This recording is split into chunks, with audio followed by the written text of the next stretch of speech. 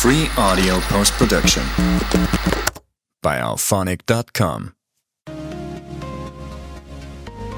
За сайн байцгаана уу? Mongolian Australia подкастын маань 90 дахь дугаар инхүү эхэлж байна. За өнөөдрийн дугаараар Сидней хотоос Seeka агентлагийн боловсрал карьерийн зөвлөх бат сайхны ундрал орж байна. Тэрээр 2015 онд анх Австралид ирж байсан ба Western Sydney их сургуулийг маркетингийн чиглэлээр мастерын зэрэг хамгаалсан. Тэгээ 2022 оноос хойш боловсрал карьерийн зөвлөхөөр ажиллаж байгаа ийм мундаг бүсгүйг бас урьж оролцуулахад бэлэн болоод байна. За сайн уу ундралаа. Сайн байна уу. За өдөрөнд энэ өдрийн мэндийг хүргье. Подкастаа урьж оролцуулж байгаад их баярлалаа.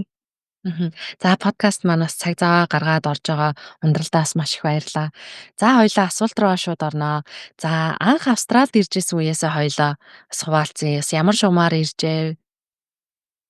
Анх Австралид бол 2015 онд яг л бусдын адилаар оюутны визээр ирж исэн.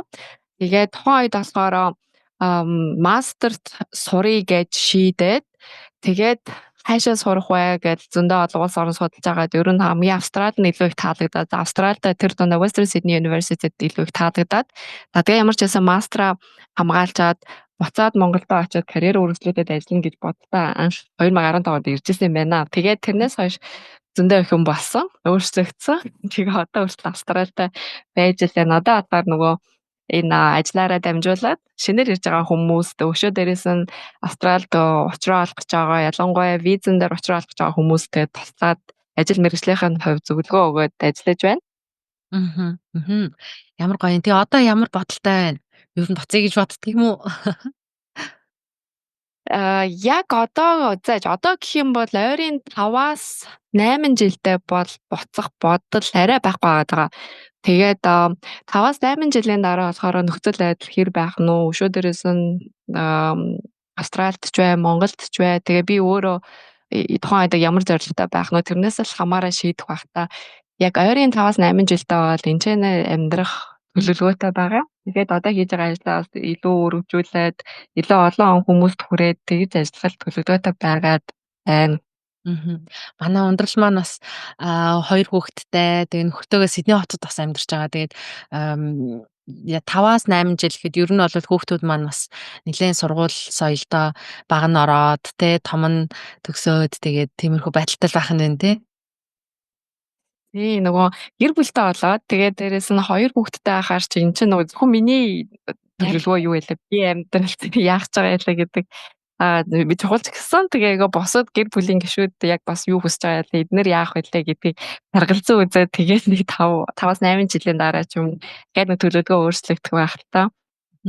Гоё төлөвлөгөөтэй амьдралыг сонсох гоё юм. За тэгэхээр Seeka боловсрал зуучлалын агентлагт боловсролын карьерийн зөвлөх хийж байгаа. Тэгээд энэ агентлагт ер нь хэрхэн орж байв? Яг анх орж исэн бас үеэсээ хуваалцааж тэгээд мөн бас агентлагийн талаар. Би болохоор миний background буюу яг үнэн мэргэжил маань маркетер гэж явдаг. Тэгээд би Монголд бас 8-нд маркетингийн мэргэжлээрээ ажиллаж байсан. Тэгээ Австралид ирэхдээ бас л адилхан Master of Marketing хийгээд тэгээд карьерээ солисон 2022 оноос хойш. Энэ болохоор карьерээ солихдоо яагаад солих болсон бэ гэхээр тухайн үед бас хувь хүний midlife crisis гэж ярьдэн штэ тийм. Бод насны хямрал гэх юм уу. Гэтэ яг хямрал нь яг хямралаад биш. Зүгээр ингээ жоохон ер нь хаашаа явж байгаа лээ, юу хийж байгаа лээ. Одоо хийж байгаа юмдаа би хэр сэтгэл хангалуун байгаа лаа гэдэг дээр бодож нэлээд баг 2 жилч байлаа бас бодсон. Тэгээд ер нь за би яг ингээд хүмүүст зөвлөгөө өгөөд хүмүүст ингээд энд Австралид ирэхдээ яаж илүү хурдан ингээд энэ усаж шингэж одоо settle down хийх вэ гэдэг дээр нь тусалж чадах юм байна. Энэ би ингээ хүмүүст явах юм бил илүү дуртай, илүү аз жаргалтай байх юм байна. Тэгээ энийг бас илүү сайн хийж чадах юм байна гэд. Тэгээд одоо огцом гэхин цаашаа ер нь бол тэгээ шууд ажил нэштэй яг солисон. Тухайн үед би бас Австралийн нэлээд том компанид маркетингаар ажилладаг байсан. Тэгээ яг ковидын үеинч таарсан. Тэгээ яг ковидоос хойш гингүүд тэгэл яг тэр ковидын үеэр чинь хүн болгон нэлээд их юмнуудаа эргэтүүлж бодсон юм шиг байгаа. Тэ яг л бүгдээр ингээд завгүй гэж явж исэн чи гинт ковид гараад нэг локдаун карантин гэж суучингууд чи ерөнхийдөө юу хийж байгаа лээ яаж байгаа лээ гэж бодох цаг болсон юм шиг байгаа юм. Тэгээд нэг ковидын бас давуу тал нь тэр байсан гэж бодож байна. Тэгээд анх нэг агентлагтаа болохоор би нөгөө захирлыг таньдаг байсан. Тэгээд нөгөө маань захирал би бас яг ийм адилхан салбартай ийм адилхан юм хийгээ явж байгаа юм байна гэд. Тэгээд ном маань энэ захирлыг таньдаг байсан болохоор намайг энэ агентлагийн цаашаа өргөжлүүлээд ингээд аваад яваач гэгээд. Тэгээ өөрөө болохоор ахаад өөр үндсэн өөр барилгын салбарт компанитай. Тэгээд манай захирлын гол санаа нь болохоор энэ агентлагийг яагаад байгуулсан бэ гэхээр өөрөө бас 40 гаруй жилийн өмнө Австралид ирж исэн төр визээр. Тэгээд тоо үед бол 40 жилийн өмнө гэдэг чинь Австралийн виз бол нэлээд боломжтой байсан үе.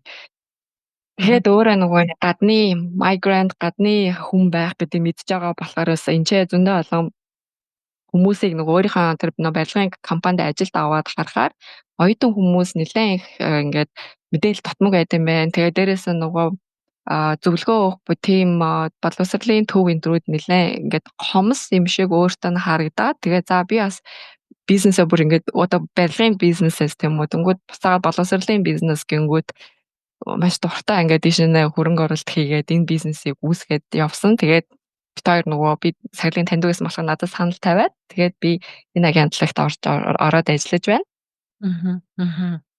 Тэгэхээр одоо энэ компани бол нэлээд олон жил нэлийн түүхтэй агентлаг бол таарах нь шүү дээ.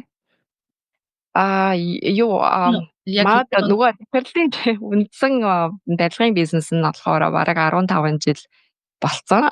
Энэ агентлагийн хувьд болохоор байгуулагдаад 2 жил болж байна.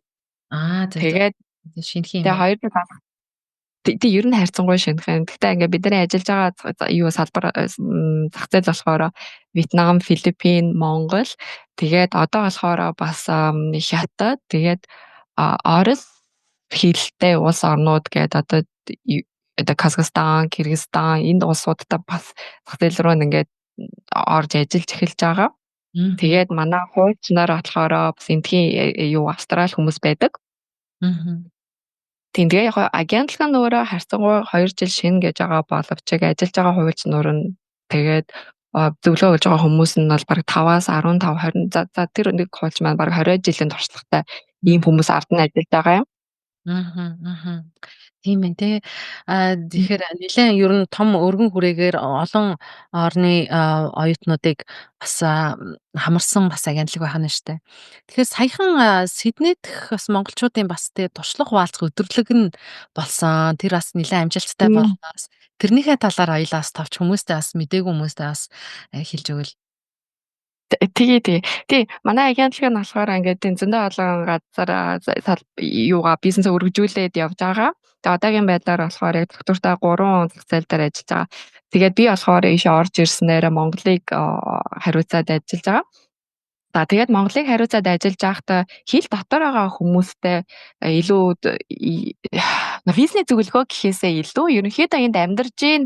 Тэгээд дээрэс нь ингээд энэчээ үргэлжлүүлээд удаан амьдрах хүсэлтэй ч юм уу. Эсвэл за нэг ойрын 5 жилдээ амьдрах хүсэлтэй хүмүүс байх юм бол энэчээ гарч ирж байгаа хамгийн ихний хэрэгцээ нь виз гэсэн асуудал гараад ирнэ. Тэр нь бол заавалчгүй PR ч юм уу, заавалчгүй сургалт ч юм уу, эсвэл өөр төрлийн ямар визүүд байх юм бүх гарц гаргалгаагаа бүгдээрээ сайн мэдж гин үү.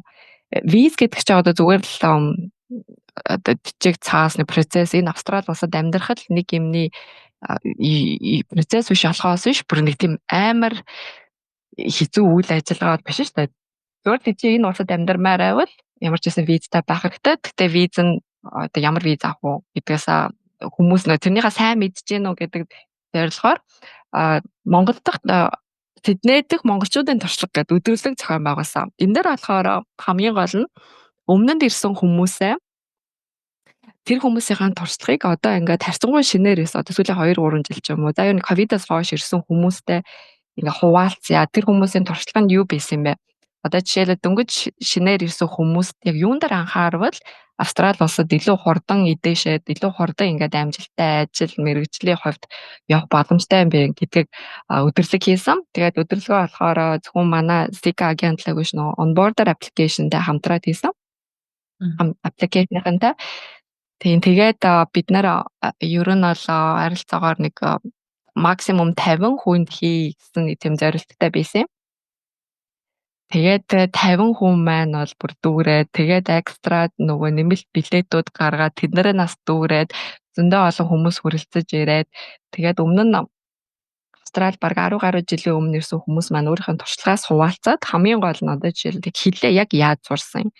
Тэгээд дээрэс нь ямар яг визнүүд байдгийг, яаж тэднийг авсан, ажлын спонсор гэж юу байдгийг, тэднийг яг яаж авсан ингээд одоо би жишээлбэл агентлагийн хүн визний шалгуурыг яриад ах нэг өөр. Гэтэл яг тэр замын туулаад тэр визнүүдийг авсан хүмүүс ярихаар ингээд хүмүүс бүр илүү дотон тэгээд дээрэс нь илүү ингээд ойлгомжтой мэдээлэл нь ингээд авсан. Тэгээд хүмүүс их ам сайтай байсан. Тэгээд дараагийн иймэрхүү өдөрлгүүдийг хизээ хийх үү их юу байсан. Ер нь аль ирсэн хүмүүс их сэтгэл өндөр. Тэгээд дээрэс нь ингээд нэг тийм Монгол нийгэмлэг гэж орчуулах уу те community ингээд Монгол community байгааг дээрэс нь тэр хүмүүстэй ингээд уулзж байгаатай их баяртай байна гэд их гоё байсан.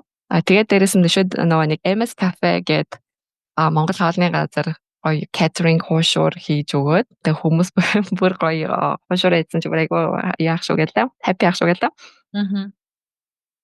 Тэгвэл нэлээд том өдрөлгийг бас ард нь гараад амжилттай гарсан ундралдаас баяр хүргье яс гоё юм.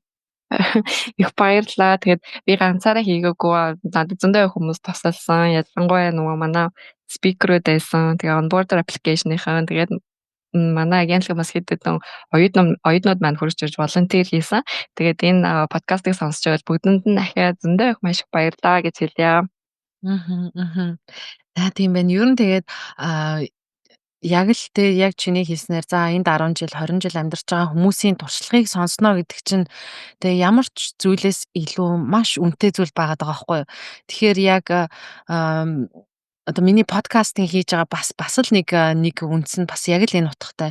Яагаад энэ бас подкастыг бас анх хийх бас санаа төрсний нэг шалтгаан нь энэ байдаг байхгүй. Одоо энд ингээд за би 11 онд ирсэн. Мэдээж 11 оноос өмнө ирсэн 20 одоо 20 жил 30 жил болсон ах эгч нартай ингээд яг гэр бүлийн найзууд байдаг. Тэгэл тэр эдээсээ ингээд юм ингээд сонсно. Үе тийм үү тэгдэг байсан юм уу гэл ингээд шинэ мэдээллүүдийг айгүй их авна.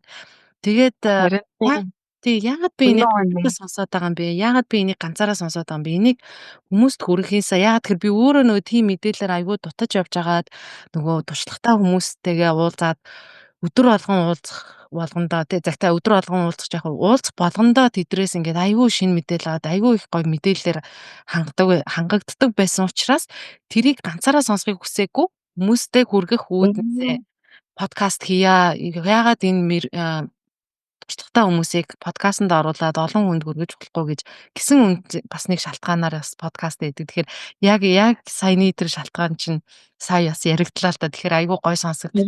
Тийм баярлалаа. Харин энэ подкаст намайг ингээд урьжин гүгүүд би дотор бүр их баярлаад ямар гоё ингээд би бас энэгэд оролцох нь нэст гэд. Харин нөгөө нэг бид нар ч нөгөө Австрали руу нүүж ирэхдээ одоо хамгийн ихний үе буюу хамгийн ихний generation болж ирээд байгаа байхгүй юу? Тэнгүүтээ за одоо яг нэг арай нэг олуулаа нэг ийшээ нэг нүүж ирсэн нэг 2013-аас 15 оны хооронд юм уу да. Тайд болохоор бүр ихнийх нь болж байна.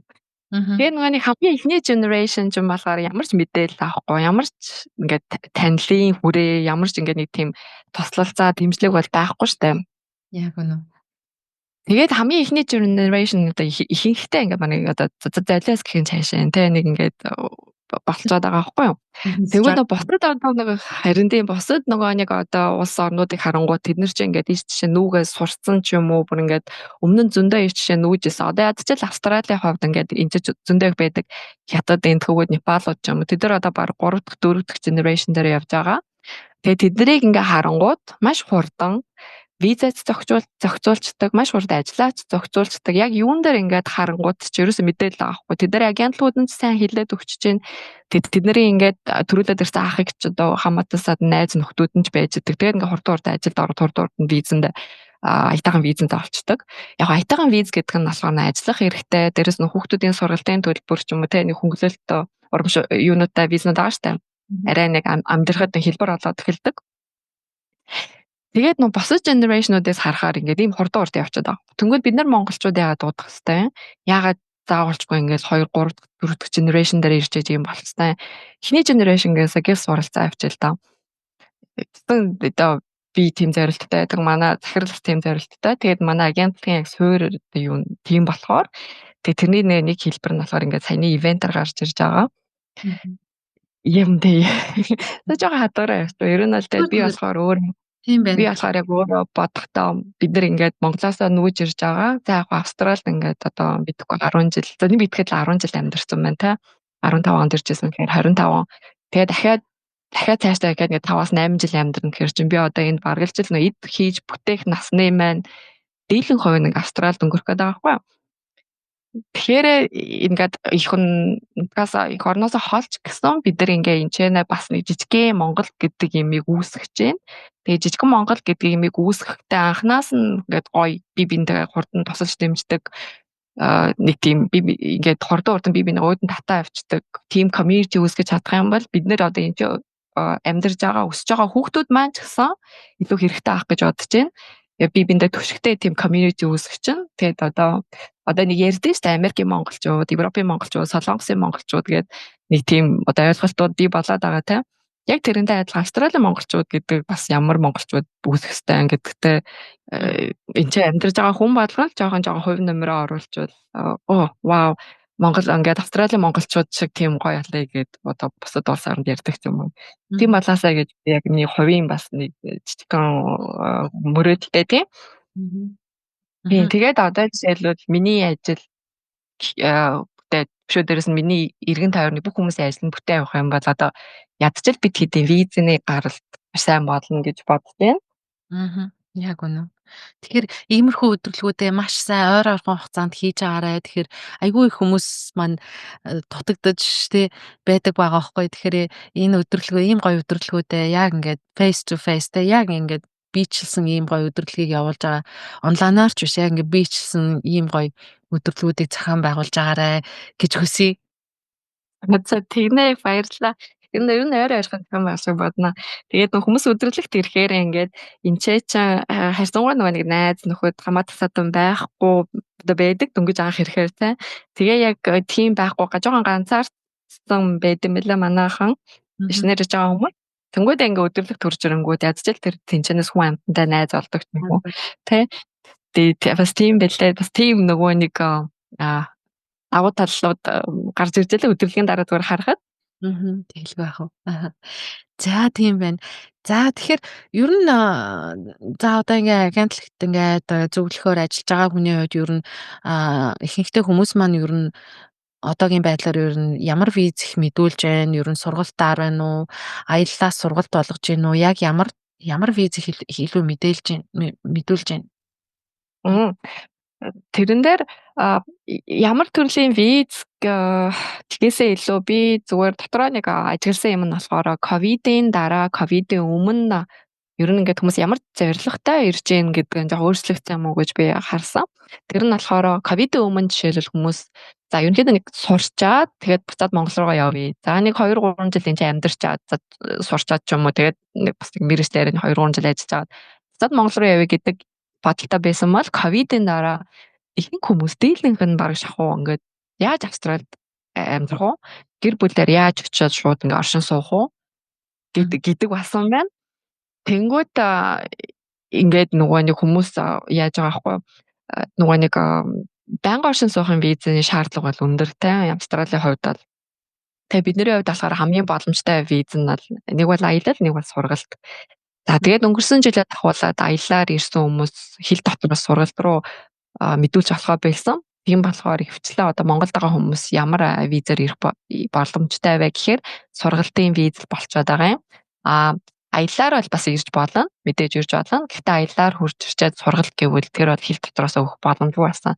Тэгэхээр нөгөө манайхан хичнээн энэ ч бас ингээд амьдрах хүсэлтэй эсвэл шууд гэр бүлээрээ нэг ирээд суурьших хүсэлтэй байсан ч гэсэн яг нэг визний шалгуурын улмаас сургалтын виз нь илүү их боломжтой болчоод тэгтээ яг хүмүүс ингээд сургалтаар ирчээд тэгээд дараагийн визэндээ бас мэдүүлэх боломж нь үүсдэг. Ялангуяа Австралид сурчаад мэргэжлэр ажилд орсон тохиолдолд.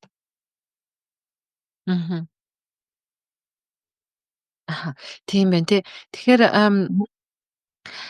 за сая бас яг гоё хэллээ. Тэг байнгын оршин суугчийн виз буюу ер нь PR визийг ер нь авч боломжийн талаар хоёлоо бас яриа гэж бодож байна. Тэгээд яг хүмүүс маань за манай ундрал маань өөрөө бас карьерийн зөвлөх байгаа. Тэгэхээр ямар мэрэгчлэр сурах гэж ирвэл ер нь илүү боломж олдож байна. Боломж Тийм болно. Боломжийн хувьд бол ингээд зөндөө зүгээр манайхан нөгөө нэг яг ямар боломжтой вэ гэдгээ сайн мэдтгүү гэх юм уу. Одоо жишээлбэл Монголд байгаа хүмүүс ч гэсэн ийшээ Австралийн байнгын оршин суух виз буюу нөгөө нэг permanent residency PR гэж хэлээд байгаа шүү дээ, тэ. Тэр визийг авах бол бүрэн боломжтой.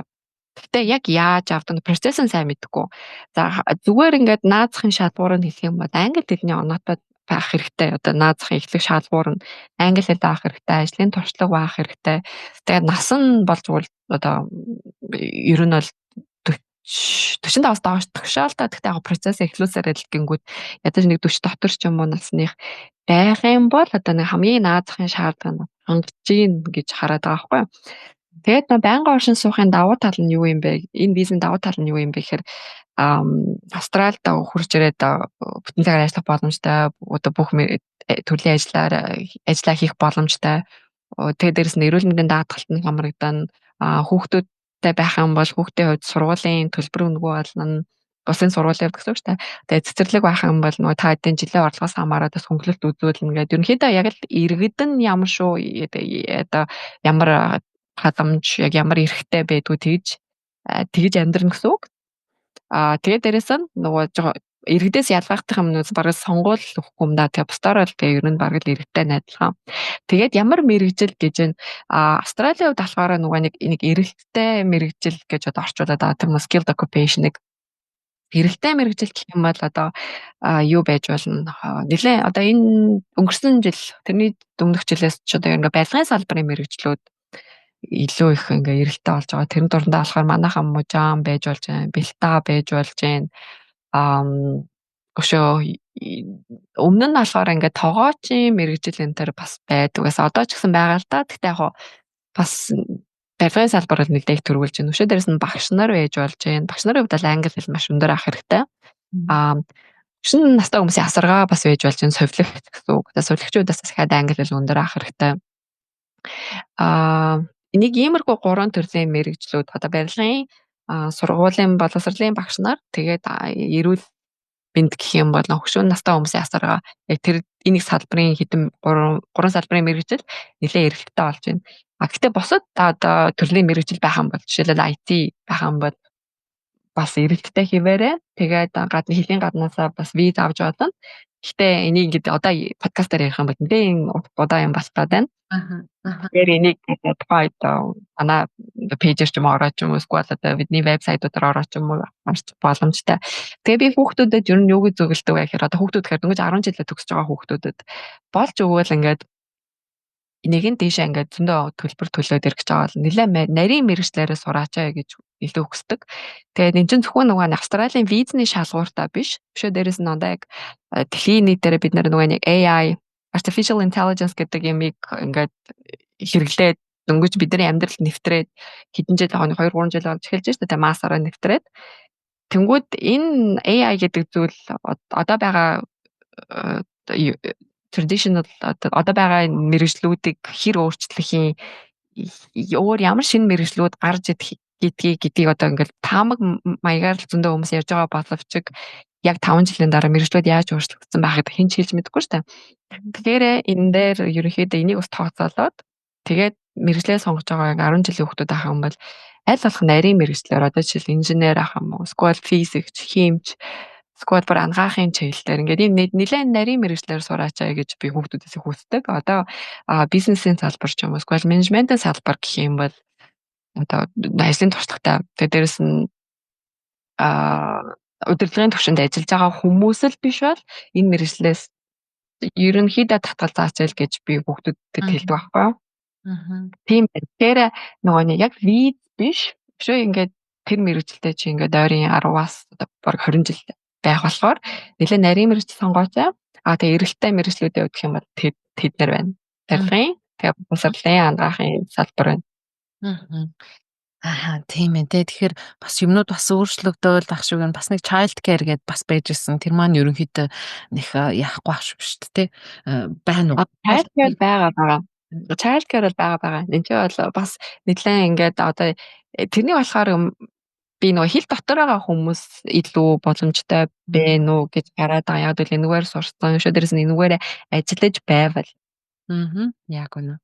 Тэгэхээр өнөөдрийн байдлаар Австралийн бас нэг сургалтын виз үсгэд ер нь ямар ерөнхий шалгуур тавьж байна.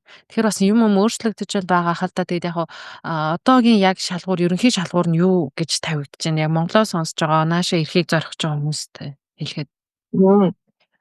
Сургалтын визний хувьд болохоор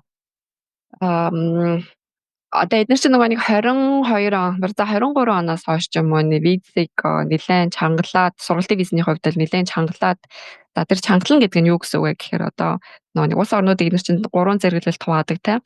Тэгээ Монгол одоогийн байдлаар за ч одоо минь санджаар сүүлийн жил байна уу баг сүүлийн жил гарч байна уу зэрэглэлд 3-т л яваад байгаа.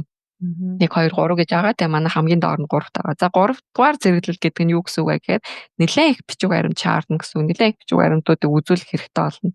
Тэгэхээр нөгөө нэг санхүүгийн баталгаа гэдэг бичиг баримт байна. Тэгээ дээрэс нь англи хэлний оноо гэдэг юм байна. Тэгэхээр сургалтын визэнд оръё. Ер нь Австрали руу ирж сурыг гэж бодож л байгаа бол англи хэлний оноотой байх хэрэгтэй. Хамгийн багадаа IELTS-аар бол ядаж нэг 5 оноотой байвал зүгээр. Тэгээд дээрэс нь санхүүгийн баталгаа байх хэрэгтэй. Санхүүгийн баталгаа нь бол бүр ингээд томьёогоор боддог болсон. Тэр нь болохоор чиний жилийн сургалтын төлбөр, тэгээд дээрэс нь Австралийн амжиргааны зардал, тэгээд нөгөө замын зардалтайгаа нийлээд ер нь чамд ингээд нэг за маш ерөнхий дүн хэлэх юм бол нэг ойролцоогоор 100 сая нэг хүн гэсэн үг шүү дээ, тийм. Гэр бүлээр яхан болсон нэг арай өөр дүн гарч ирнэ. Нэг 100 сая төгрөг бол чамд ингээд дансанд чинь байгаа харагдах хэрэгтэй. Тэгээ 100 сая гэдэг нь болохоор нөгөө яг бэлэн мөнгө хэлбэрээр байх хэрэгтэй дансанд нь.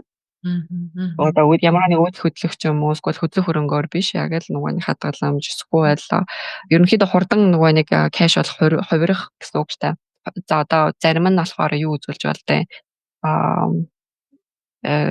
Хувьцаа койнуудаас зарим хэсгээр нь үзүүлж хүмүүс орж байгаа. Зарим нь болохоор бас нөгөө бонд ч юм уу нэг тиймэрхүү юмнууд үзүү хурдан кэш болох тийм мөнгийг юу үзүүлнэ гэсэн үг. Тэгэхээр дансанд нь ингээд тийм нийлсэн дүнгээрээ 100 сая байвал болж байна гэсэн үг. Тэгээ нэг Австралийн сургалтын визний хувьд бол нэг иймэрхүү шалгуурууд байгаа даа. Тэгтээ бас юу байдаг вэ? Тэр бас за ойролцоогоор сая хэллээ шүү дээ. Ер нь багадаа 100 сая төгрөг гэж байна. Тэгээ 100 сая төгрөгтэй тэнцэх энэ мөнгөн дүн маань зөвхөн яг нэг өдөр орж ирсэн тийм дүн биш гэж бас үзэж байгаа шүү дээ. Тэр чинь бас ингээд бас удаан хугацаанд цугларсан байх ёстой гэсэн тийм юм байна уу? Тийм шалгуур бас хараад байна уугүй юу? Яг тийм шалгуур бол байхгүй. Одоо шууд юу одоо ингээл өчтөр ороод ирсэн ч юм уу эсвэл ингээд нэг гинт 100 саяулаа ороод ирсэн ч юм уу. Тэр нь бол байж болно. Тэгээ хамгийн гол нь энэ мөнгө яг чиний мөнгө юм аа. Их усүрэн тодорхойл байх хэрэгтэй мөнгө аахгүй юу? Зөв. Тэгвэл одоо яг 100 саяг надад аав ээж маань өгч байгаа маа. Гэх юм бол аав ээж нь одоо хаанаас орж ирсэн мөнгө, хадгалж ирсэн мөнгө юм уу гэдгийг ингээд нотлно. Чиний дансанд ингээд одоо жишээл хадгалж ирсэн сүүлийн 6 сар, сүүлийн 12 сар хадгалж ирсэн бол тэнийг үзүүлж штэ дансны хуулгаараа. Тэгэх юм бол тэр чинь ингээд ойлгомжтой за энэ хүн ингээд хоримтлал үүсүүлээ явж ирсэн байна ингээд тэгээд үлдэгдэл 100 сая гарч ирж байгаа юм байна. Тэгээд гинт сарын өмнө ч юм 7 хоногийн өмнө 100 сая ороод ирсэн байх юм бол окей энэ дансанд чинь ийм 100 сая ороод ирсэн байна. Энэ хаанаас орж ирсэн мөнгө их усрын тодорхойлоод өгнө үү гэж нэмэлтээр хүрээд ирнэ. Яах тэр тий. Тэгэхээр ер нь за ковидын дараа бол виз гаргалт бол нэлээд өндөр түнтэй байсан баг. Тэгээ яг өнөөдрийн байдлаар ер нь виз гаргалт ер нь хэр байна гэж үзэж байна. Тий ковидын дараа ч яг хил нэгдээ тэгээд баг жил гараа ер нь визний баг 90% гаралтай байсан. За одоо би яг нөгөө Австралийн нөгөө статистикаас нь харах юм бол дунджаар 22 онд бол манай виз гаралт бол нэг 94.7 байсан гэж байгаа байхгүй юу? За тэгээд тэрнээс хойш 23 онд виз чангарсан гэдэг байгаа тийм. Ингээд визний татгалзал жоох ихсэн. Бидний үзүүлэлт бичиг баримтууд нэлээд их болж ирсэн.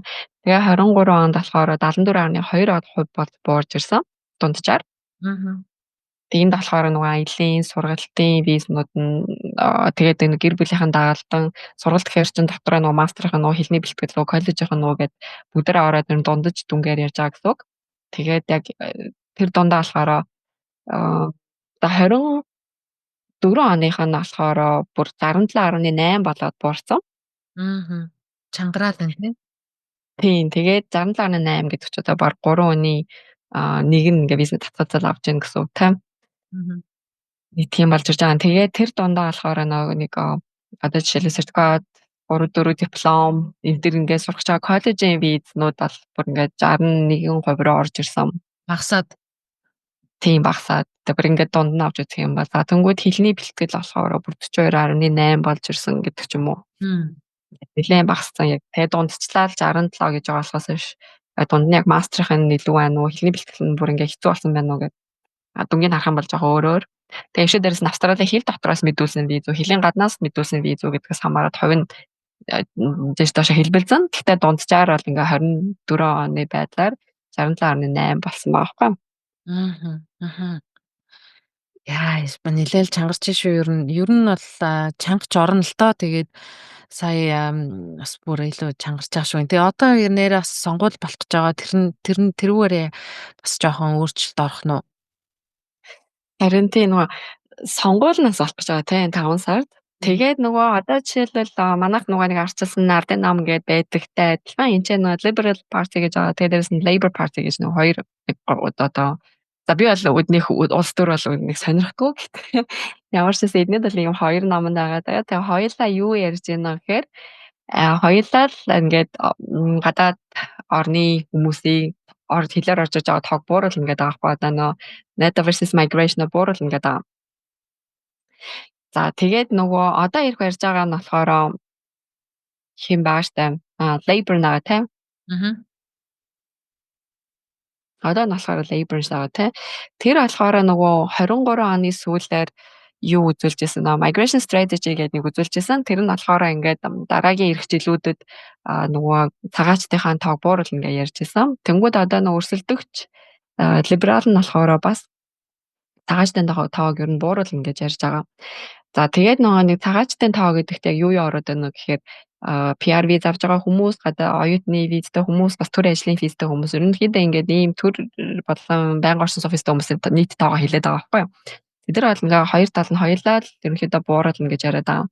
За тэгтээ ингээ бууруулж байгаа ч гэсэн яг нэг тал нь ингээ чангалж байгаа боловч нөгөө тал нь бас ингээ жоохон боломж гаргаж өгч байгаа. Тэр боломж нь юу байна гэхээр одоо ялангуяа Австрали нэг байнга оршин суух виз авъя гэж бодож байгаа хүмүүс л нэлээд компани спонсор визийг нь арай илүү өгье гэж харагдаж байгаа шүү байна. Ягаад гэвэл өмнө нь нэг онооны виз аваад байдсан шүү дээ. Хүн насаараа англи хэлний оноогоор ингээд нэг оноо цуглуулж явдаг. Тэр виз нь жоохон багасаад тэгээд энэ эрхийг болохоор цаашаа компаниуд руу өгье гэж ер нь нэлээд их ингээд гаргаж байгаа шүү байна. Тэгэхээр арай жоохон өөр яг баталгаатай нөгөө тэ спонсорлоод бас цаашаа ажиллуулад спонсорлуулад ингэж байгаа хүмүүст бас илүү жоохон талтай байгаад шүү дээ. Тэгвэл тэгээд одоо нөгөө нэг янз бүрийн эдний нөгөө мэдээ артиклуудыг уншихаар ч одоо өнгөрсөн жил 2 жил ч нөө ингээд skilled migrants гингүүч ур чадвартай цагаач гэж яриад байгаа шүү дээ. Бид нэр авах хэрэгтэй. Бид нар ингээд тэгэхгүй бол ингээд ажил хийх хүмүүс байхгүй, ажлын хүчин бага гэдэг. Тэгээ болон санаа нь ингээд гадны улс орнуудаас цагаач авдаг та ур чадвартай хүмүүсийг. Гэтэл одоо нэг сүүлийн хэдэн жил юу гэж шүүмжлээд байсан бэ гэхээр хитрхи нөгөө юу ур чадвартай Uber-ийн жолооч нартай болоод байна гэсэн тийм шүүмжлэлт яваад байгаа байхгүй юу. Яг Uber-ийн жолооч гэдэг нь одоо нөгөө зүгээр нь юу шүү. Нэг зөвхөн яг жолооч гэсэн утгаараа ш зүгээр ерөнхийдөө ингээд ур чадвартай гэж хэлээр орж ирчээд яг мэрэгчлээ хийхгүй зүгээр ингээд өөр бусад тэгээ одоо нэг хүмүүс хэлээд байгаа байхгүй юу. Тийм нөгөө Uber drivers гэдэг одоо зүгээр ерөнхий нэг юм нэр өгчээд байгаа. Тэнгүүд чинь нөгөө нэг онооны систем бол ингээд жоохон дутагдaltaй юм байна. Эргүүлээ тэр нөгөө ур чадвартай хүмүүсээ дэмжихийн тулд компаниудад эрхийг нөхцөл арай зүгээр юм байна гэж эднэ. Тэгж хараад авдаг байна. Одоо тэгээд л одоо манайд одоо юу гэдэг за одоо хідэн эмч хэрэгтэй. Эсвэл хідэн одоо цэцэрлэгийн багш хэрэгтэй гэх юм бол за окей тэр юунууд нь мэддэг, сургуулиуд нь мэддэг. эсвэл хэдэн ингээд мэдээлэл технологийн ажилтан хэрэгтэй юм гэх юм бол за одоо компаниуд нь мэддэг гэдэг ч юм уу тийм. Тэгээд тэр компанид яг тэр хүмүүсийг ажилуулах хэрэгтэй байна. Тэр компани ингээ хүмүүсээ ажилуулж байгаа гэдэг чинь эргүүлээд бас орондоо төлж байгаа татвар ч юм уу бүтээн байгуулж байгаа бүтээмжнээс илүү олон авчна. Тэгээд тийшээ ингээ компаниуд руу л илүү дагуу ирэхийг нөгөөд байна уу гэж харж байна. Тэгэхээр байнгын орчинд суух гэж бодож байвал ер нь яг мэрэгчлээ хүмүүс илүү хэрэгтэй. Тэгээд дэрс нь компанид яг ажиллаж байвал илүү их боломжууд нэгдэж ирж байгаа. За тийм байна. Тэгэхээр Монголоос сонирхож байгаа хүмүүс маань тийм байдлаар байх нь. Тэгэхээр одоо Австралид ирээд сургалтын визаараа явж байгаа, сургалтын визээс солиод одоо өргөжлүүлээд дахиад бас Австралид арай урт хугацаагаар байх сонирхолтой. Энэ хүмүүстэй хоёлаас зориулаад бас хэдэн асуултаа асууна. Тэгэхээр виз бас давж заалтахын талаар бас хоёлаас нэг жоохон мэдээлэл өгье гэж бодож байна. Тэгээд ямар тохиолдолд бас ихэнх ингэх хэрэгтэй байдгийн, ер нь дав заалтах гэж юу юм те бас юу шаардах уу, ер нь хэр амжилттай байдгийн. Тийм виз дав заалтах. Одоо жишээлбэл Монголоос хурж ирээд дараа нь хэлт одоо Австрали дотор байхдаа ахаад өөр визэнд мэдүүлнэ гэсэн үг шүү дээ, тэ. Тэгээд одоо жишээлбэл сургалтын визээр ирсэн байж байгаад хэлний бэлтгэлээр ирсэн байж байгаад өргөжлүүлээ сурах гад дахиад одоо мастер ч юм уу, бакалавр ч юм уу өгөхгүй байжсэн чинь хүлээж агаад визнийх нь хариун сөрөг буюу татгалзаад ирсэн. За энэ тохиолдолд яах вэ гэхээр хэл дотроос мэдүүлж байгаа хүмүүст бол нэг давуу ирэх байдаг. Хэлийн гадна одоо буюу Монголоос ч юм уу эсвэл өөр улс орноос мэдүүлэхээс илүү давуу ирэх байдаг. Тэр нь болохоор дав заалтна гэдэг. Тэгээ дав заалтахтаа бол ерөнхийдөө нэг 28 оны дотор одоо визний хариу өнөөдөр жишээл хүрээд ирлээ гэхэд 4-7 хоног 28 хоногийн дотор дав заалтах шүүхрөө өөрийнхөө материалыг явуулах хэрэгтэй гэдэг байхгүй юу? Үгүй ээ дав заалтахгүй гэх юм бол 35 хоногийн дотор Австралийн хэлийг орхино уу гэдэг нэг тийм захиа хүрээд ирнэ. За дав заалт гэхээр яадаг вэ гэсэн.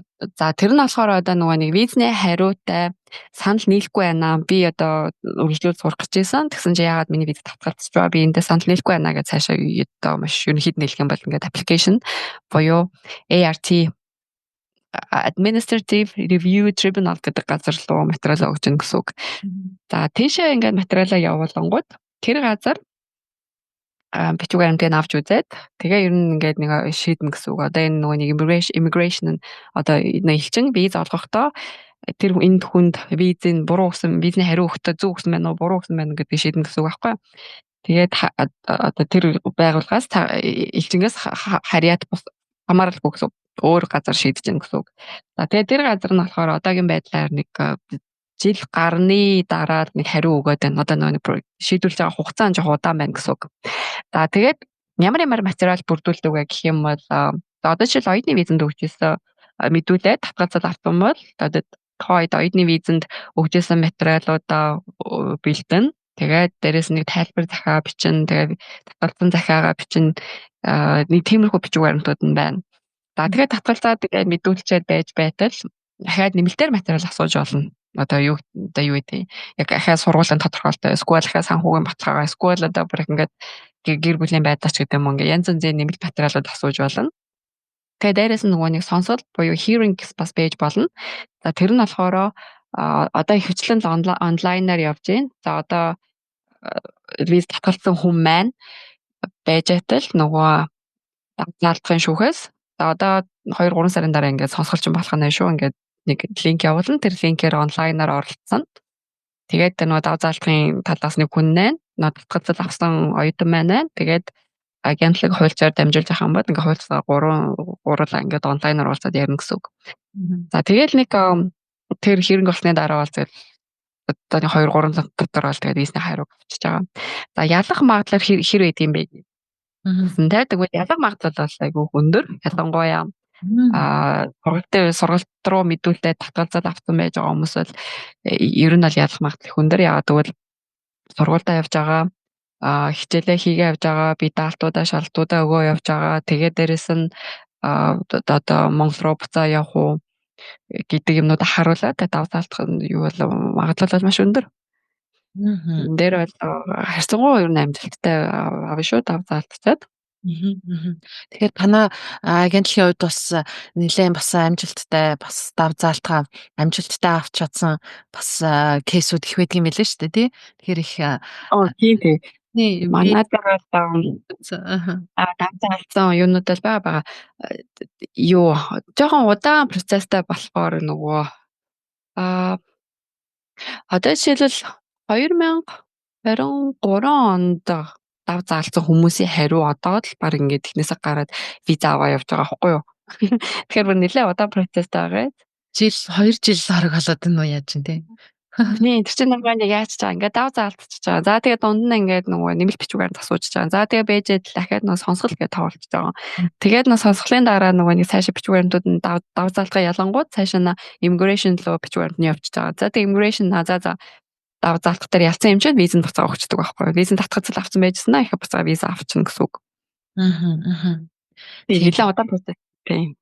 Гэхдээ тэр хугацаанд тэгэхээр bridging visa-тай байна гэсэн үг үү? Тийм. Одоо өмнө нь ямар визатайс одоо жишээлбэл нэг хэлний бэлтгэлээс цаашаа мастер руу орох гэж байгаа татгалзал авсан байсан бол өмнө нь хэлний бэлтгэл дээр ямар оюутан байсан шүү дээ. 500 гэдэг визтайсэн. Тэр чинь тэгэл үргэлжлээл bridging visa-таа байж гэн гэсэн үг. Албан ёсоор бол амьдрах хэрэгтэйгээр л явж гин гэсэн үг шүү дээ, тийм үү? Би албан ёсоор амьдрах хэрэгтэй байгаа. Тэгээ өшөө дээрээс нь өмнө нь оюутны визээсэн бол ажиллах хэрэгтэй байгаа. Тэгээд хэлээр орж гараад ирсэн ч болно. Гэхдээ хэлээр орж гарахдаа bridging visa B гэдгийг apply-даад тэгээд орж гараад иж болно.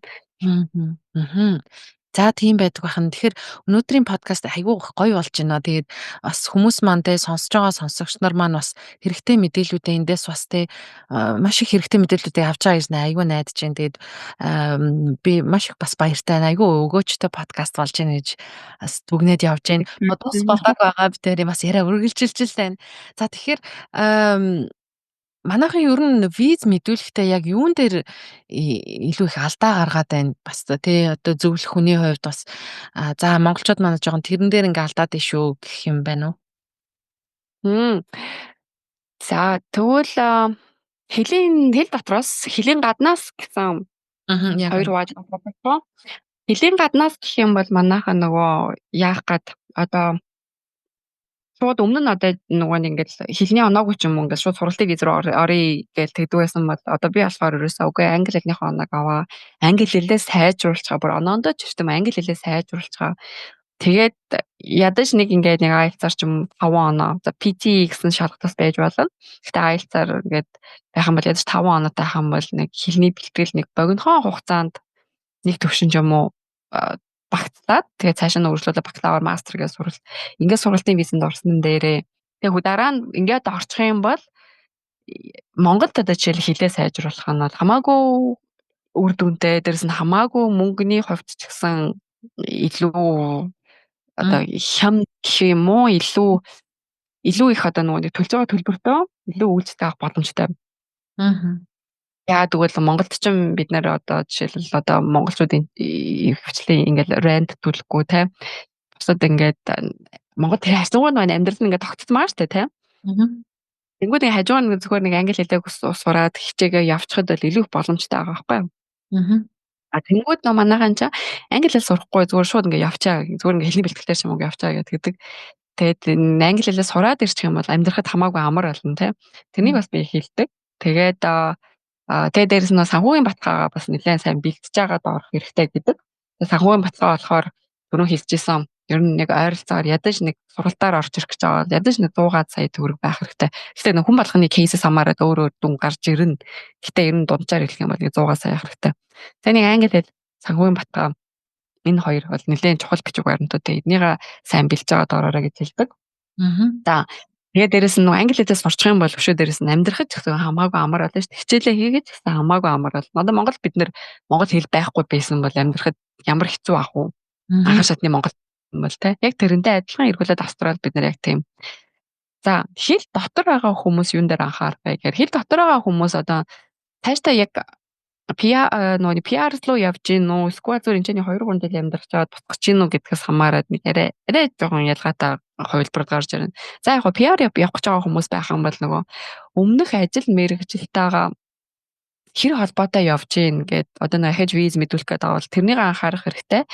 Тэгээ дээрэс нь PR-ийн визэнд одоо яг apply-даад эхлэнгүүд өмнө нь оюутан байхад яг юу гэж хэлжсэн одоо манайхны ихвчлэн замнал нь болохоор оюутан.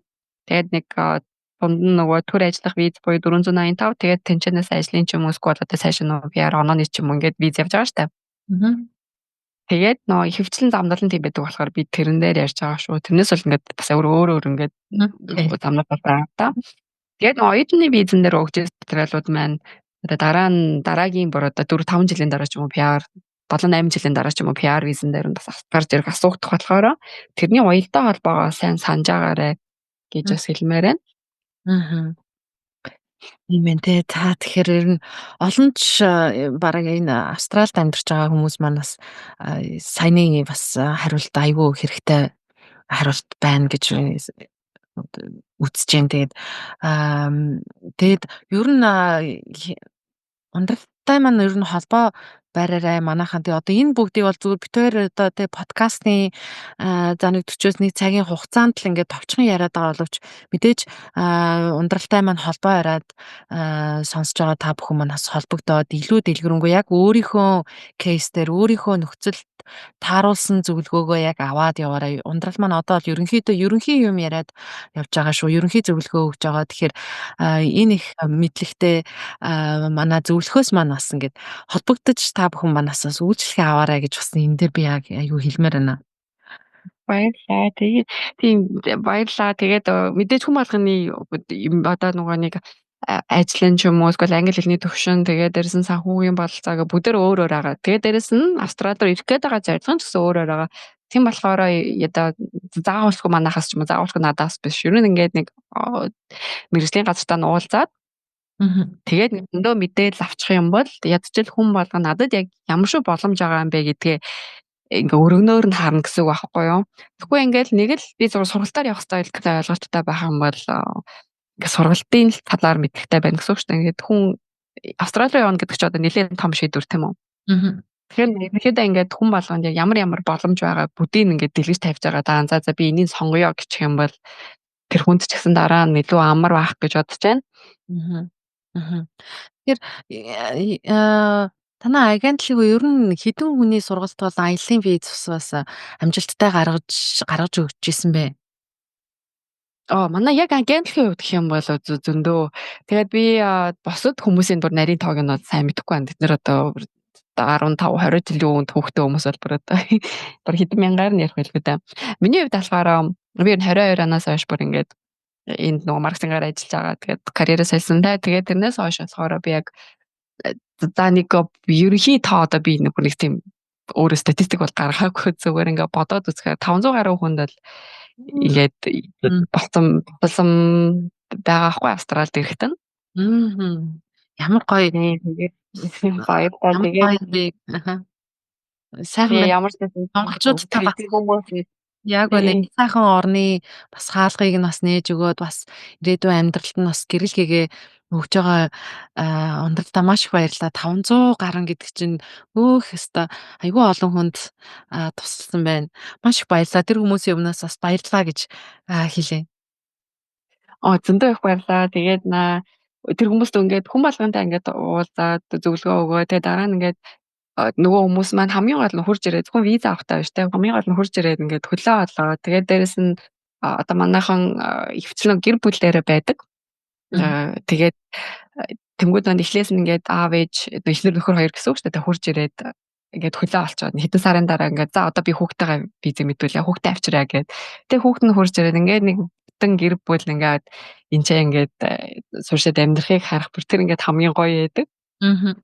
Тэгээд харин тэгээд ийшээ ямар ч тоо хурж ирээд манайхаар үйлчлсэн бас хүн болгонд баярлаа гэж хэлээ. Тэгээд надад болохоор ингээд бүр хамгийн гоё энэ ажлыг хийж байгаа хамгийн гоё мөчүүдийн нэг нь гэх юм бол ингээд аав ээжүүдний урдсан хөрслөө хүлж ирээд өглөө олцдог. Тэргүүлээ за одоо хүүхдүүдийнхаа визэг мэдүүлээ. За одоо нэг аав ээжээгээ авчираад аялуулчих гэдэг ч юм уу. Тэр бүр моментууд нь хамгийн гоё байдаг. Тэгэлгүй хаа. Би яг харахаар бүр яг за ямар ч байсан би нэг хүмүүс нэг юм хэрэгтэй юм хийж байгаа юм байна да. Ингээд манайхаа гоё явж энэ да ингээд болж энэ да гэл. Маш гоё сонсогдож байна. За тэгэхээр мэдээж оюутан хүмүүс маань ажил хийх хэрэгтэй, ажил хийж амьдрах хэрэгтэй. Тэгээд ер нь ямар ажил хийх боломжтой байдаг вэ? Ер нь бас боловсролын зөвлөхөөс гадна манай ундрал маань бас карьерийн зөвлөх хийж байгаа. Тэгэхээр яг энэ карьерийн тал дээр бас хүмүүстэй бас зөвлөл. Тийм оюутнууд болохоор гадаад оюутан гэдэг статустай хүн байх юм бол Австралид бол ер нь 24 цаг гэж part time хагас цагаар ажиллана 24 цагаар. За тэгээд нөгөө визнийхаа төрлөөс хамаарат гэр бүлийн дагалдан хүмүүс нь нөгөө бүтэн цагаар ажиллах хэрэгтэй байж болно. Эсвэл бас адилхан хагас цагаар ажиллах хэрэгтэй байж болно. За одоо мастрын дагалдан байх юм бол одоо жишээлбэл гэр бүл эхнэр нь ингээ мастер сурж байтал нөхөр нь бол бүтэн цагаар ажиллах хэрэгтэй. За коллежийн оюутнууд байх юм бол хоёулаа хагас цагаар ажиллана. 7 хоног 54 цаг. Тэгтээ эднийх чинь 7 хоног биш нөгөө 2-7 хоног 48 цаг гэж хэлээд байгаа та. За тэгээд юу хагас цагаар ажиллана. За тэгээд нөгөө судалгааны мастер авах юм бол оюут өөрөө бүтэн цагаар ажиллаж, гэр бүлийн хүн ч өөрөө бүтэн цагаар ажиллаж. Тэгээд нэг ийм юунаас сурж байгаа хамаарат цагийн хязгаарууд ингээ өөр болцдог. Гэхдээ ер нь бол гадаад оюутан байх юм бол 24 цаг ажиллана гэж тооцож болно. За тэгээд манайхан ямар ажил хийдэг вэ? Ямар ажил хийх боломжтой вэ гэх юм бол за дөнгөж шинээр ярьж байгаа ингээд оюутнууд, бакалавр оюутнууд байх юм бол юу хийж байгаа. За дэлгүүрт ингээд худалдааны зөвлөх хийж болж байна. Кофе шопуудад ажиллаж болж байна. За тэгээд ресторануудад болохоор зөөгч байж болж байна. За тэгээд нөгөө өшөө дээрээс нь нөгөө нэг манай эрэгтэй хүмүүс бол энэ дээр барилга дээр бас нэлээх ажилдаг тийм. Тийшээ бас ажиллаж болж байна. Өшөө дээрээс нь манай эмэгтэй хүмүүс бас нөгөө цэвэрлэгээний бизнест бас хийж байгаа. За тэгээд нэг за нэг иймэрхүү ажлууд хийх манайхан хийж байгаа. Гэхдээ эргүүлээд ер нь бол бүхэл төрлийн ажлыг хийх боломжтой. За тэгээд би одоо жишээлбэл карьерийн зөвлөх гэдэг дээрээ яг тэр нь яг юун дээр гарч ирдэг вэ гэхээр би нөгөө хэлсэн те Монголд байгаа хүмүүсээ ялангуяа хэлээ сайн сураа гэж хэлдэг. За хэлээс гайгүй болчоод хүрээд ирэнгүүт жоохон хичээч гэдэг юм бол 6 сарын дотор нэлээд их өндөр их өндөр оноо тэгээд гарч ирж үр дүн гарч ирж болно. За тэгээ хэлэн сайжирсан хүмүүсийг оюутнуудыгаа бол би жоохон шахдаг. Одоо за CV-гаа тэр хоёулаа CV дээр чи ингэж сууя. CV-г чи ийм болгоё. Одоо чи ийм газрууд руу applied. Тэгээ чи ядаж ингээд office admin-аар эсвэл ингээд IT-гаар Монголд ажилласан тийм мэрэгжилтэй хүн байх юм бол одоо чи IT-гаар applied бити өөрийгөө чадахгүй гэж бод. Чи Монголд ийм том компанид ажиллаж байсан бол одоо манайхан жишээл ингээд Unitel, Mobicom-д ажиллаж байсан зөндөө ингээд чадварлаг IT-ийн залуучууд байгаа байхгүй юу? Одоо ингээд 25 6-тай тэнгууд чинь тэнд ажилласан 3-4 жилийн туршлагатай болсон. Тэгээ Монголда тийм том компанид ажилласан бол энд бол чи бүр ингээд адилхан ажлыг хийж чадан чи ингээд applied яв гэд би бас тэгж оюутнуудаа илүү сайн ингээд зөвлөх өгөхийг боддог. Тэгээ зөвлөдөг. Тэгээ бас ингээд бүр ингээд шахах хүмүүсээ шахдаг. Тэгээ яагаад гэхээр бид нар нөгөө би бас нэг өөр дээр анзаарсан юм гэхээр нөгөө нэг бид нар чи Монгол гэхээр хөгжиж буй орн гэж яваад байгаа шүү дээ тийм. Тэнгүүд нөгөө Австралич өөрөө хөгжингүй орн болцдог. Тэгээд дөнгөж ирж байгаа оюутнууд маань жоохон соёлын шоконд орох байдаг. За би өөрөө ч гэсэн орж л байсан. Одоо хөөх ийм гоё ингээл Монголоос ирэнгүүт хөөх ийм гоё улс орн. Хөөх би одоо энэ улс орнчод хизээдээ ингээл нэг ийм том сургуультанд сураад хизээдээ би энэ ч 8 мэргэжлэр ажилд орох ингээл тийм. Тэнгүүд тэр соёлын шок бол байгаа. Тэгээ нэг жоохон тэнгүүд тэрний айлгал хурдан яах юм тулд үгүй чи өөрөө ингээд дорд үзэж болохгүй. Чи оюутан ч гэсэн чамд ингээд энэ ажлыг хийх бүрэн боломж байгаа. Чи мэдлэг нь чамд хэлнэ өөр бусад юм бол бүгдээр ингээд адилхан байна. Тэр чи ингээд өөрөө хашаа дүүнлээ. Адилхан ингээд ажилд ороо тэгээд тэгдэг. Тэгээ энэ дээр би алгаа оюутнуудаа ингээд зөвлөж ингээд карьертаа яаж зүг чигийг гаргаж өгөхөд нь туслахыг боддог. Тэгээд карьер яг юунд хэрэгтэй вэ гэхээр оюутнуудад энэ туршлага хуримтлуулахаас гадна одоо Австралийн байгууллагаас туршлага хуримтлуулахаас гадна өшөө нөгөө бүр хоёлаа ихэн дэржсэн ажлын спонсорын виз авах нь бас их хэрэгтэй болж ирдэг. Тийм тэгээд ажлын спонсор явах гэж байвал тэгээд мэрэгжил хамаарахгүй одоо нөгөө нэг хоёлаа ярьжсэн шүү дээ барилгын салбар багш нар ч юм уу хөшин настай хүмүүсийг асаргаа ч юм уу те энэ хэд байгаа ч гэсэн бас л компаниудад нөгөө нэгтлангууд нь хэрэгтэй. нөгөө IT-ийн хүмүүс нэрхтэй нөгөө одоо маркетинг бас нөгөө хувийн нөөцийн дээр бас хэрэгтэй. Тэгээд нэг компанид ажилдаа орж ивэл ажлын спонсор гэж авсан ч гэсэн илүү амар. Тийм тий. Тэгэхээр өөрийгөө голох хэрэггүй. Та бол тэнд тийм том компанид ажиллаж исэн юм чинь энд та бас өөрийгөө голох хэрэггүй. Хичээвэл болно, хэл сайтай байхад болно гэж шүү дээ. Тийм хамгийн гол нь нөгөө нэг энтхийнхээ соёлыг жоохон ингээд ойлгоод энтхийн соёл нь яг юунд байна вэ гэхээр одоо би бол ингээд бүр нэлээд тод харахаа бэлдсэн баг. Тэгтээ ингээ анх ингээд дөнгөж нөгөө нэг компанид ороод ажилд орж байхад нэлээд их ингээд нэг тийм одоо нэг эднэрөөс хэлдэг шүү дээ нэг small talk гэдэг. Тэр их байд юм байна гэж анзаарсан. Тэгээд нэлээд их ажлууд нь ингээд reference буюу одоо хин нэг нь чамайг хэлж өгдөө шүү дээ. Тэ ингээд дарагдаад захиралтай ч юм уу. Тэ ой тэр сайн шүү гэдэг. Тэгээд referral-аар их явд юм байна гэдгийг анзаарсан. Тэгээд альва асуудлыг ер нь тиймэрхүү ингээд сонсын бас ялгаанууд байна. Тэгээд манайхан бол өөрсдөө ерөөсө годлох хэрэггүй. Адилхан чадна. Адилхан мэдгэн байна. Тэшээ дээрээс нь ингээд Монголда том компаниудад ажиллаж исэн бол бараг л жил одоо бусад улс орны хүмүүсээс бас ер нь бараг тутгааргүй л байгаа. Тийм болохоор ерөөсөө санаа зовх өөрсдөө дутуу өндлөхгүйгээр адилхан л айдж авах хэрэгтэй. Адилхан л ярилцлаганд нь явж авах хэрэгтэй. Тэгээд ажилд орчих юм бол чадна. Чадахгүй юм бол байхгүй. За тийм байна. Тэгээ ерөнхийдөө би тэрийн бас подкастын хувцас маань орно дуусах гэж байна. Тэгээд за тэгээд бид хоёр түрүүн хэлсэн шиг те та бүхэн маань бас Seka бас агентлагтай холбогдохыг хүсвэл бас дэвшгэрэнгүй бас мэдээлэл нэрээ ямар холбогдох утас хаяг Facebook пэйж байгаа лээ. Манайтай холбогдохыг хүсэх юм бол манай Facebook хаяг байгаа. Тэгээд Seka Mongolia гэж байгаа. Instagram page байгаа. Бас адилхан Seka Mongolia гэдэг. Тэгээд яаж болох вэ? Нөгөө нэг подкаст хэлбэрээр явж байгаа ч гэсэн нөгөө нэг доор нь юм уу би линк оруулах уу? Тэгээ би доор нас комент хийсэн холбогдох линкийг оруулаад тэгээ хүмүүс манаас холбогдоод шууд ороод бас ундралаасаа бас зөвлөгөө аваарай. Монголчуудаа хариуцсан бас зөвлөх хийж байгаа учраас бас санаа зовоолтгүй асуух зүйлээ асуугаад өөрсдийнхөө нөхцөл байдлыг хэлээд зөвлөгөөгөө аваарай гэж бас та бүхэндээ уриалъя.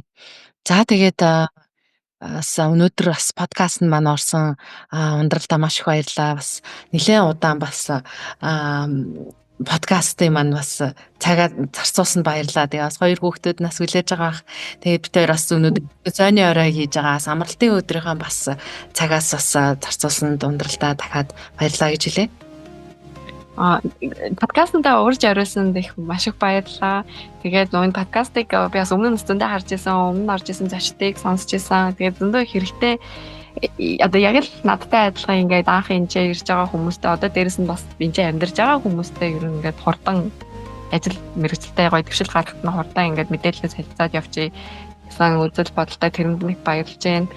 Тэгээд урьж оролцуулсан дахиад их баярлалаа. Цаг гаргаад ингээд ярилцаад бидний яриаг сонссон одоо подкастын маань сонсох хүмүүст их баярлалаа. Хоёр подкастаараа дамжуулаад та бүгдэд нэг хэрэгтэй нэг ч гэсэн мэдээлэл хүргэсэн байх гэж найдаж байна. Тэгэл байх аа. Тийм өрөөс ингээд уйггүй бүр ингээд зөндөө олон дугаар хийгээд уйггүй явж байгаа цацаатай маш их баярлалаа. Манай эрдэх цочин шүү дээ ундрал маань. Харин тийм байлаа би бүр гэж бүр эрдэх цочин нааштай гэдэг. Бас дээрээс нэг тийм ир гэдэг чинь нэг тийм жижигхэн юу одоо anniversary болоод тийм тэгвэр гэнэ. За маш их баярлалаа. Тэгээд цаашдаа бас улам олон монголчуудаа бас энэ сайхан Австрали улсад бас гэр бүлээрээ ирээд сураад ажиллах бас сайхан боломжуудыг бас нээж өгч байгаа. Seka агентлагийн боловсрал карьер зөвлөх ундрал чамд бас цаашдын ажил үйлсэнд өндрөөс өндөр амжилтыг хүсье. Баярлалаа. Танай подкастад бас чамд өөрт чинь ч гэсэн зөндөө ажил мэргэжлийн өндөр амжилтыг хүсье. Баярлалаа. За тэгээд Сидней хотоос ундрал, Мельбурн хотоос цацаа нар ярилцлаа. За дараагийн дугаар хүртэл баяртай. Баяртай ундралаа. Баярлалаа.